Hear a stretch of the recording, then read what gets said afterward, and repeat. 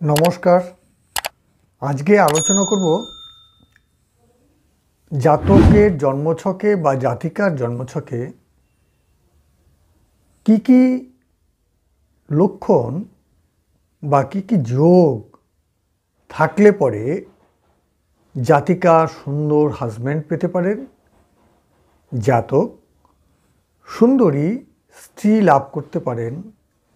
এটা বিচার করবার পদ্ধতিগুলো কি, কিভাবে এটা দেখা দরকার, এটাই হচ্ছে আজকে আলোচনার মূল বিষয়বস্তু।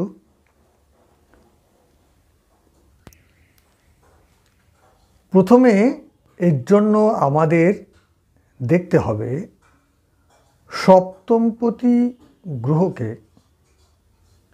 সপ্তমপতি গ্রহ মানে হচ্ছে সপ্তম ভাবের অধিপতি গ্রহকে। সেই গ্রহ যদি শুভ গ্রহের বর্গগত হয়ে থাকে অথবা সপ্তমপতি গ্রহ বা সপ্তম ভাবের অধিপতি গ্রহ সে যদি বৃহস্পতি দৃষ্ট হয় অথবা বৃহস্পতি যুক্ত হয়, হয়ে যদি কেন্দ্র বা কোণে অবস্থান করে, তাহলে সে জাতক জাতিকা এই ধরনের ফললাভের সুযোগ পেতে পারে বা সম্ভাবনা সেই সমস্ত জন্মছকে থাকে। এটাই হচ্ছে 1 নম্বর সূত্র।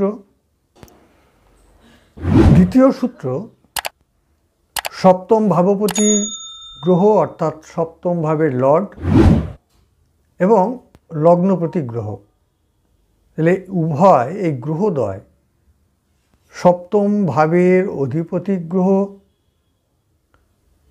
এবং লগ্ন ভাবের অধিপতি গ্রহ। আরও সংক্ষেপে যদি আমরা বলি 7th হাউস লর্ড এবং লগ্ন লর্ড, অ্যাসেন্ডেন্ট লর্ড, এরা যে গ্রহের ক্ষেত্রে বা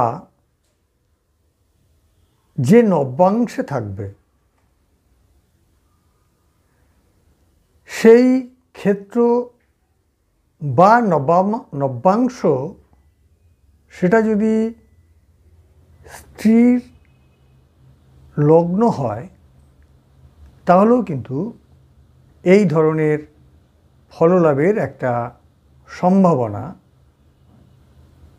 হতে পারে বা সম্ভাবনার কথা আমরা বলতে পারি। 3 নম্বর সূত্র যেটা হচ্ছে, 3 নম্বর হচ্ছে সপ্তম ভাবের অধিপতি গ্রহ এবং এর সঙ্গে আমরা শুক্র গ্রহকে দেখব। এরা যদি শুভ গ্রহের বা মিত্র গ্রহের ক্ষেত্রগত হয়, তাহলে এই ফললাভ হতে পারে। কিন্তু এখানে দুটো জিনিস আমাদেরকে অবশ্যই দেখতে হবে, যে এরা সপ্তম ভাবের অধিপতি গ্রহকে বলবান হতে হবে এবং তারা যে গ্রহের ক্ষেত্রগত হবে সেই শুভ গ্রহ বা সেই গ্রহগুলো কখনোই, শুক্র এবং সপ্তম ভাবের অধিপতি গ্রহ, তারা কখনোই যেন কোনো পাপ অর্থাৎ অশুভ গ্রহের সংস্পর্শে আসবে না, মারক এবং বাধক গ্রহের সংস্পর্শে আসবে না। তাহলেও কিন্তু এই ধরনের ফললাভ এর আশা আমরা করতে পারি। 4 নম্বর সূত্র নিয়ে আলোচনা করব। 4 নম্বর সূত্র হচ্ছে সপ্তম ভাবের অধিপতি গ্রহ এবং লগ্ন গ্রহ এরা যদি পরস্পরের মিত্র হয় অর্থাৎ বন্ধু হয়, তার পাশাপাশি রবি এবং মঙ্গল এবং নবম ভাবের অধিপতি এরা যদি নবম ভাবেই অবস্থান করে, কি বললাম, সপ্তম ভাবের অধিপতি এবং লগ্ন ভাবের অধিপতি এরা পরস্পরের মিত্র হবে। এছাড়া রবি, মঙ্গল এবং নবম ভাবের অধিপতি এরা নবম ভাবে অবস্থান করবে। এই কন্ডিশনটা যদি আমরা দেখতে পাই তাহলে আমরা ধরে নেব যে তাদের এই ধরনের শুভ ফল প্রাপ্তির সম্ভাবনা প্রবল। এই যে আমরা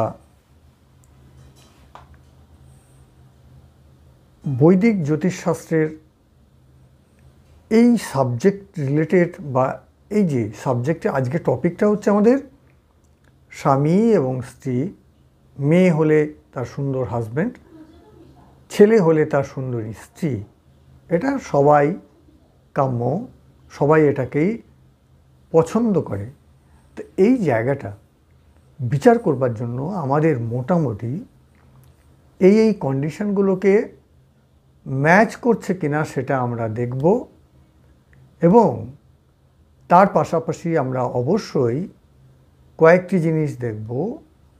সেটা হচ্ছে যে সমস্ত ভাব এবং যে সমস্ত গ্রহ কথা এই আমাদের সূত্রের মধ্যে থেকে বেরিয়ে এলো, তাদের অবস্থান, তাদের ক্ষমতা, তারা কতখানি শুভ ফল দেওয়ার অধিকারী, এটা কিন্তু আমাদেরকে পাশাপাশি বিচার করতে হবে।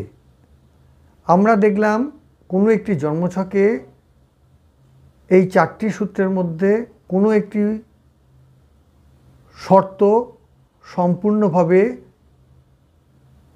মিলে গেল, তাহলে আমরা আশা করতেই পারি কাঙ্ক্ষিত রেজাল্ট কি হতে পারে। কিন্তু বাস্তবে দেখা গেল সেটা হলো না। তাহলে এই যে হলো না, এর থেকে কি আমরা বলতে পারি যে জ্যোতিষের যে ব্যাখ্যা রয়েছে সেটা ভুল? তা কিন্তু নয়। শাস্ত্রে এটা বলা রয়েছে, আমাদের সবসময় যে ভাব এবং যে গ্রহ নিয়ে আমাদের এই শর্তগুলো তৈরি, সেই ভাবের ক্ষমতা, সেই ভাব কতখানি শুভফল দেওয়ার অধিকারী সেটা আমাদের দেখতে হবে এবং যে গ্রহের কথা এখানে উল্লেখ করা হলো সেই গ্রহগুলো এখানে কতখানি শক্তিশালী এটাও আমাদেরকে দেখতে হবে। পাশাপাশি শত্রুমিত্র কতখানি নেগেটিভিটি আছে এটা আমরা দেখে তারপরে কিন্তু আমরা পূর্ণাঙ্গ ফল বলার দিকে যাব। এবার দেখা গেল 60% আছে, তাহলে আমরা বলতে পারি যে খুব খারাপও হবে না, খুব ভালোও হবে না, কিন্তু সামঞ্জস্যপূর্ণ একটা জায়গায় আমরা যেতে পারবো। তো এইভাবে আমাদের জ্যোতিষটাকে বিশ্লেষণ করতে হবে এবং জ্যোতিষশাস্ত্রকে নিয়ে আমাদের এগিয়ে যেতে হবে।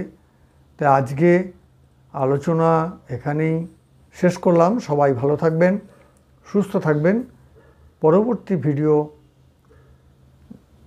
আপনাদেরকে দেখবার জন্য আমি আগাম অনুরোধ রাখলাম। আপনারা চ্যানেলের সঙ্গে থাকুন। আশা করি আমি চেষ্টা করব আপনাদের এই শাস্ত্রের বিভিন্ন রকমের তথ্য দিয়ে আপনাদের সাহায্য করবার জন্য।